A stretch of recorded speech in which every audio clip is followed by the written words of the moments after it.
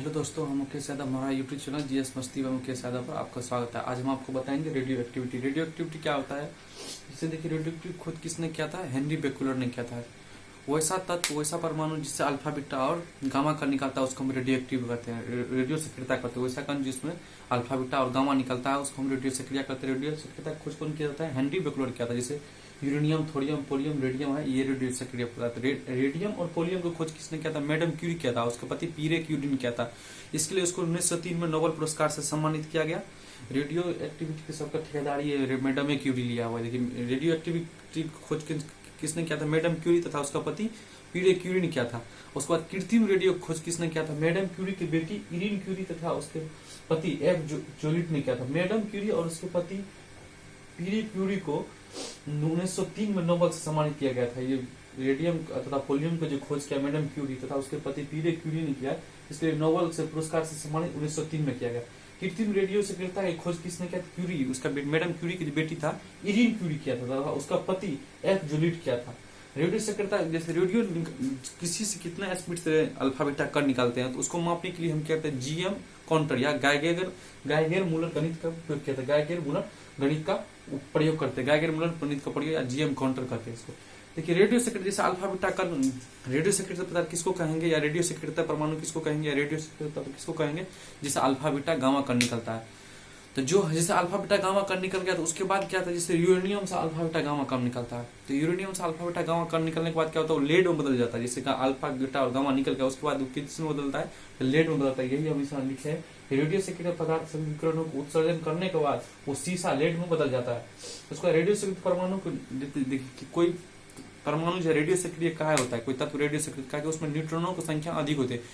जैसे कोई चीज, न्यूट्रॉन क्या होता है? नाभिक में रहता है, वो अंदर में हड़बड़ करेगा तो बाहर निकलेगा, ऑटोमेटिक है। अगर किसी का, जैसे आप खाते हैं तो पेट में हड़बड़ करता है, बाथरूम जाते हैं, इसलिए अगर किसी में अगर न्यूट्रॉन अंदर में अगर बहुत ज्यादा हड़बड़ करेगा तो बाहर निकलेगा। तो इसलिए रेडियो सक्रियता का मुख्य कारण क्या?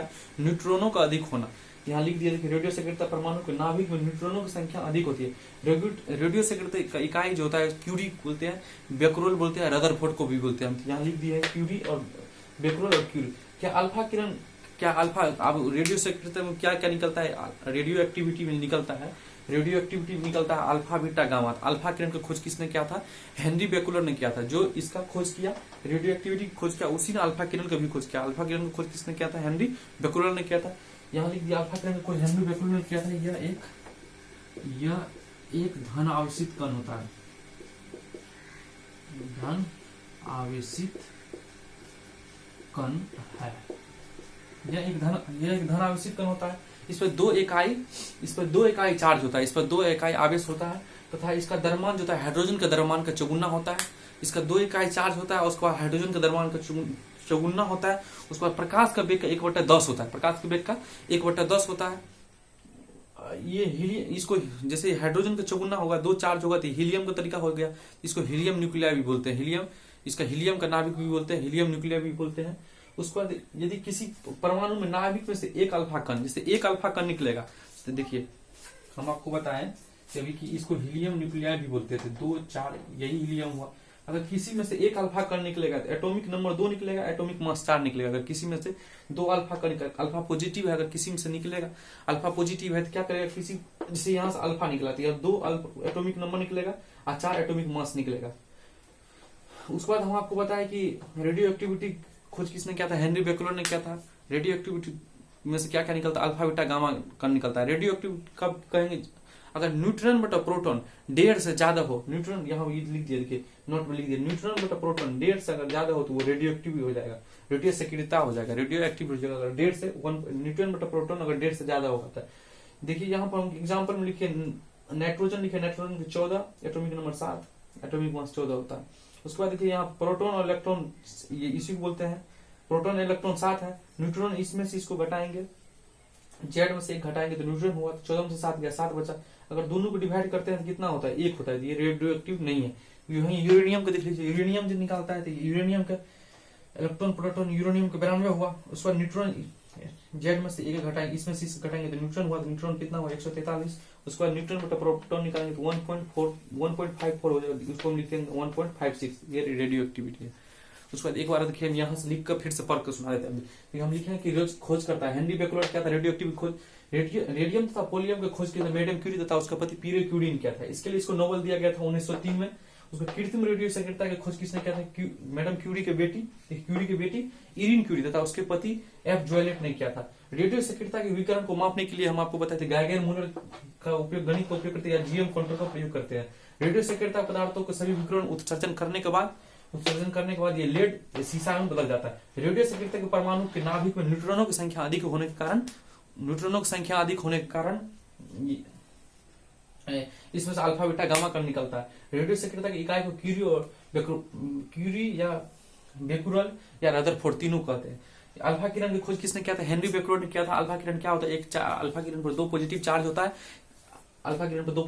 होता है, और हाइड्रोजन से चौगुना मास होता है इसका। देखिए इसका द्रव्यमान जो है हाइड्रोजन के मास से चौगुना होता है, हाइड्रोजन के द्रव्यमान से चौगुना इसका द्रव्यमान होता है। उसके बाद प्रकाश का वेग का 1/10 होता है, प्रकाश का वेग का 1/, हीलियम को नाभिक, इसके प्रकाश का वेग का 1/10 होता है। इसको हीलियम नाभिक भी बोलते हैं। हीलियम नाभिक इसलिए बोलते हैं कि हीलियम के समान होता है अल्फा किरण। अगर किसी से अल्फा किरण निकलेगा तो एटॉमिक नंबर 2 निकलेगा और एटॉमिक मास 4 निकलेगा। यहीं पर एग्जांपल भी दे दी, यूरेनियम से एक अल्फा निकला तो एटॉमिक नंबर 2 निकलेगा, एटॉमिक मास 4 निकलेगा। उसके बाद आपको हम बताए किसी तत्व या किसी परमाणु के रेडियो एक्टिव कैसे कहेंगे, अगर न्यूट्रॉन बटा प्रोटॉन अगर 1.5 से ज्यादा होगा, न्यूट्रॉन बटा प्रोटॉन अगर 1.5 से ज्यादा होगा तो उसको रेडियो एक्टिव भी कहेंगे। यहाँ हम आपको एग्जांपल देकर भी समझा दिए। अब इसका स्क्रीनशॉट लीजिए।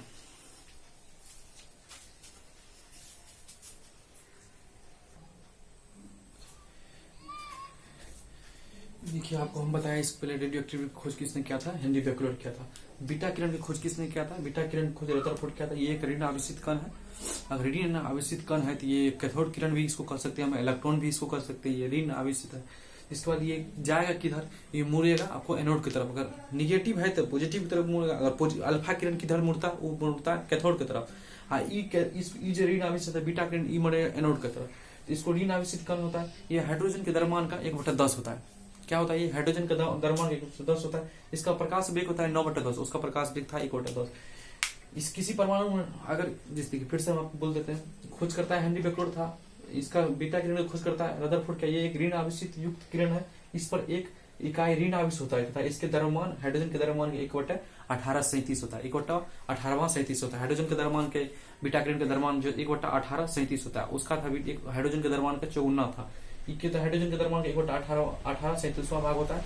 इसका प्रकाश का वेग 9/10 होता है। तो यदि किसी परमाणु में नाभिक में एक बीटा किरण निकलेगा तो उसका क्या होगा, किसी अगर परमाणु में नाभिक में एक बीटा किरण निकलेगा तो उसका एटॉमिक नंबर 1 बढ़ जाएगा, नहीं कि एटॉमिक मास बढ़ेगा। एटॉमिक नंबर एक ऋण आवेशित कण होता है, इसलिए एटॉमिक नंबर 1 बढ़ जाएगा। उसमें क्या होता था कि एटॉमिक नंबर 2 घट जाता था, उसके बाद एटॉमिक मास 4 घट जाता था। उसमें क्या होता, अल्फा किरण में एटॉमिक नंबर 2 घट जाता था, एटॉमिक मास 4 घट जाता था। उसके बाद अल्फा किरण किधर मुड़ेगा, भाई पॉजिटिव है तो निगेटिव मुड़ेगा। लड़की जानते ही, इसलिए पॉजिटिव है तो निगेटिव है तो पॉजिटिव तरफ। पॉजिटिव अल्फा किरण पॉजिटिव है तो मुड़ेगा कैथोड की तरफ, बीटा किरण निगेटिव मुड़ेगा एनोड की तरफ। उसके बाद हम आपको बताएं खोज करता कौन, बीटा किरण की खोज किसने किया था, रदरफोर्ड किया था। उसके बाद बीटा किरण में एक ऋण आवेशित किरण होता है, ऋण आवेशित किरण, इस पर एक ऋण आवेशित होता है। उसका इसका हाइड्रोजन के द्रव्यमान का 1/1837वां भाग होता है। प्रकाश का वेग का 9/10 होता है, प्रकाश का वेग का 9/10 होता है। उसके बाद ये किसी परमाणु में एक नाभिक में से अगर एक बीटा किरण निकलेगा तो एटॉमिक नंबर में 1 का बढ़त बढ़ा देगा। निगेटिव चार्ज है तो निगेटिव चार्ज जुड़ जाता है जाकर के, एक किरण का ये बढ़त बढ़ा जाएगा। उसके बाद हम क्वेश्चन देखिए, यूरेनियम 235 है, इसका 92 है एटॉमिक नंबर। अगर एक बीटा किरण निकलेगा तो एटॉमिक नंबर 1 बढ़ जाएगा, हम आपको बताएं। उसके बाद हम एक क्वेश्चन लिखेंगे, देखिए थोरियम को विखंडित होकर, देखिए थोरियम का एटॉमिक नंबर 90 होता है, उसका एटॉमिक मास 234 होता है। विखंडित होकर ये लेड बन दिया, तो बताइए कितना अल्फा तथा कितना बीटा निकला, यही क्वेश्चन है।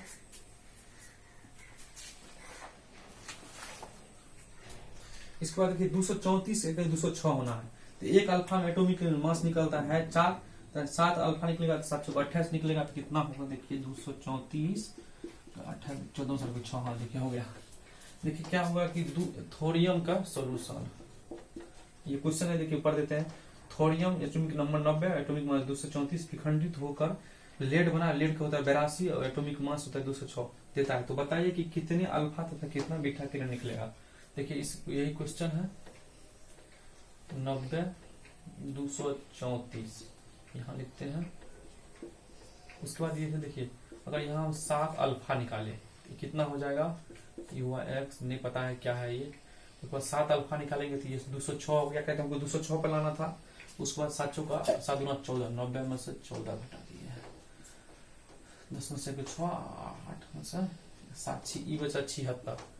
आप बताइए 76 से हमको अल्फा लाना है तो 76 ये कितना है हमको 82, 76 4 80 2 82,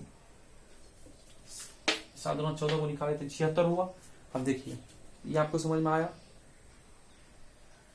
उसके बाद आप देखिए हम 6 को बीटा यहाँ निकाल देते हैं, 6 को बीटा निकालेंगे, 7 अल्फा 6 को बीटा यहाँ निकालेंगे, ये 6 बढ़ जाएगा, 76 4 80 2 82, हमको 82 लाना था। तो अब कितना हो गया, लीड कितना बन गया, लीड बन गया अंतिम में 82 206, कितना निकला 7 अल्फा और 6 बीटा। यही इसका आंसर है, यही आपको पूछेगा। फिर से हम देख लीजिए, एक बार फिर बोल देते हैं। लिखा था थोरियम विखंडित होकर के लेड देता है, तो बताइए कितने अल्फा तथा कितना बीटा। पहले बार हम आपको इसका एटॉमिक मास देखे, एटॉमिक मास 206 था, यहाँ 234 था। हम पहले इसको एटॉमिक मास लिया है, हम सोच के 7 को अल्फा निकालेंगे तो 7 चौक 28 निकलेगा, 28 घटा दिए तो बचा 206। उसके बाद हम 206 यहाँ कर दिए। उसके बाद जितना यहाँ 7 गुना 14 घटेगा, क्या एटॉमिक नंबर 2 घटता है अल्फा में, एटॉमिक मास 4 घटता है, 2 हम 7 गुना 14 यहाँ घटाए, 7 गुना 14 76 बचा। अब हम देखें कि ये लेड में 206 को 206 सेम ही है, मतलब कि बीटा घटेगा, सेम है तो बीटा घटेगा, क्या बीटा तो एटॉमिक मास में चेंज करबे नहीं करता है, एटॉमिक नंबर में करता है, एटॉमिक मास बीटा 206 को 206 है, तो इसके बाद हम इसको यहीं पे यहाँ लिख दी। उसके बाद हम सोचे कि अल्फा बीटा निकालेंगे तभी ये बढ़ेगा, क्या एटॉमिक मास इसको आप बढ़ाना, बीटा हम 6 को बीटा, एगो बीटा में 1 रहता है, 6 निकालेंगे तो 1180 हो जाएगा। उसके बाद हम आपको बता दें गामा किरण, गामा किरण की खोज को किसने किया था, विलाई किया था। ये आवेशहीन होता है, इस पर नो चार्ज, इसमें कोई चार्ज फार्ज नहीं होता है, ये किसी की तरफ नहीं आता है, सीधे चल देता है, बोका हो खस्सी है, किसी की तरफ अट्रैक्शन नहीं होगा, सीधे चल देगा। उसके बाद इसका खोज कौन की था, विलाई क्या था। ये बहुत कम इसका तरंग दैर्घ्य होता है, जिसका बहुत कम तरंग दैर्घ्य होगा उसका सब कुछ बहुत उच्च होगा। जिसका वेवलेंथ कम होता है, जिसका वेवलेंथ कम होता है, जिसका बहुत कम तरंग दैर्घ्य होता है, इसका बहुत कम तरंग दैर्घ्य होने का ये विद्युत चुंबकीय तरंग होता है, ये उदासीन होता है, इसका कोई चार्ज नहीं होता है। उसके बाद इसका वेग जो प्रकाश का वेग का बराबर होता है, जिसका जितना भी विद्युत चुंबकीय तरंग होता है ना, उस सबका वेग प्रकाश का वेग का बराबर होता है। उसके बाद इसकी प्रकृति क्या होता है, अनुप्रस्थ होता है, ऐसे चलता है। ये इसका प्रकृति क्या होता है, अनुप्रस्थ होता है। इसका आवृत्ति एवं ऊर्जा अधिक होता है, इसका आवृत्ति एवं ऊर्जा सबसे ज्यादा होता है। किसका है कि जिसका तरंग दैर्घ्य सबसे कम होगा, जिसका लैम्डा सबसे कम होगा, जिसका वेवलेंथ सबसे कम होगा, उसका फ्रीक्वेंसी और एनर्जी सबसे ज्यादा होगा, उसका आवृत्ति और ऊर्जा सबसे अधिक होगा। उसके बाद हम आपको गामा किरण के इस पर कोई चार्ज नहीं होता है, तो ये सबसे ज्यादा भेद देगा, इधर उधर अट्रैक्टिव नहीं होगा, नहीं इधर नहीं उधर, नहीं निगेटिव चार तरफ, नहीं पॉजिटिव चार तरफ। उसके बाद ये सीधे निकल जाएगा, सीधे निकल जाने के बाद ये भेदने की क्षमता इसमें सबसे ज्यादा होता है। यहाँ हम लिख दिया आयन विभव, आयन विभव अल्फा के सबसे ज्यादा होता है, उसके बाद बीटा, इसका गामा। उसके बाद भेदने की क्षमता देखिए, ये हम गामा लिखेंगे, गामा बीटा अल्फा, ये है गामा बीटा अल्फा। उसके बाद फोटोग्राफ प्लेट पर यहाँ लिख देते हैं, देखिए पीएचओ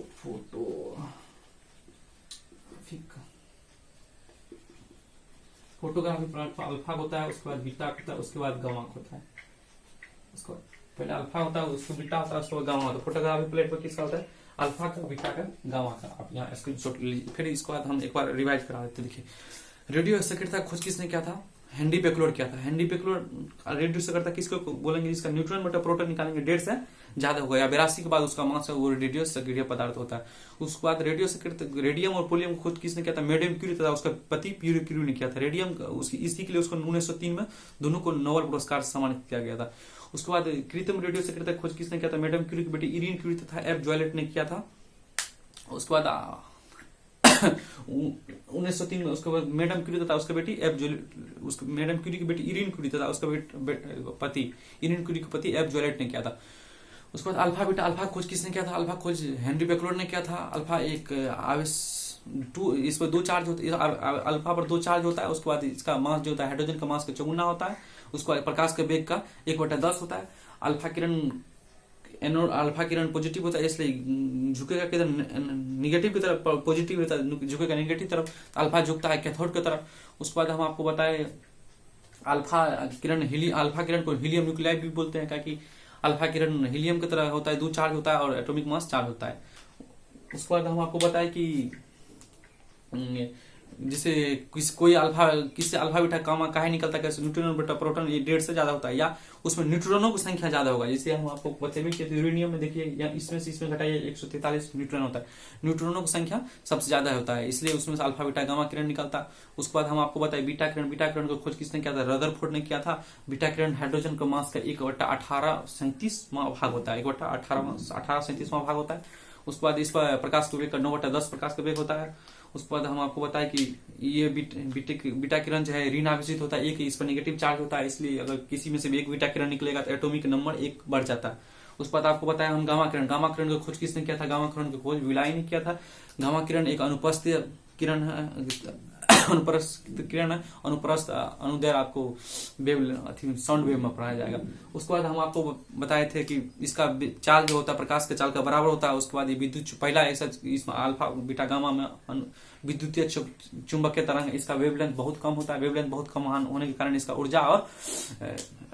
ऊर्जा और एनर्जी, ऊर्जा और इसका आवृत्ति फ्रीक्वेंसी इसका सबसे ज्यादा होता है, ऊर्जा और आवृत्ति सबसे ज्यादा। इसका स्क्रीनशॉट लीजिए।